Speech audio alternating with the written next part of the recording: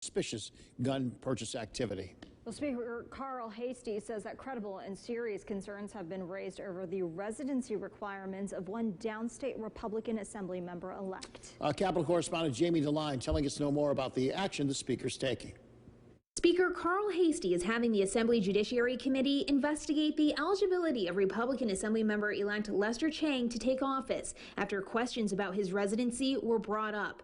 While the statement released by Hastie did not elaborate on exactly why Chang's residency is being called into question, it did say, quote, credible and serious questions have been raised. When I asked who brought it up, I was told by his office that concerns have been brought to their attention from various organizations. Chang ran for Assembly District 49 in Brooklyn and beat out incumbent Democrat Peter Abadi Jr. in November. In order to serve in the legislature, New York State has certain residency requirements that must be met. In the New York State Constitution, it requires that anybody running for office as a state senator or a state assembly member must be a resident of their district for 1 year preceding the election. According to Hastie's statement, the Judiciary Committee's review is to be completed by the end of the month and will be forwarded to the new Assembly when session begins in January. In this case, the Assembly would have the right to vote that this person did not meet the qualifications and therefore may not be seated.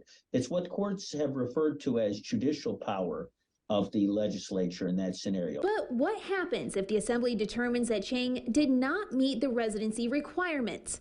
Attorney Christopher Bopes explains what the next step would be. There will be a special election that the governor will call, and then there will be a vote, and then whoever gets the most votes at that election will then represent that district. I reached out to Chang and Assembly Minority Leader Will Barkley for comment, but did not get a response.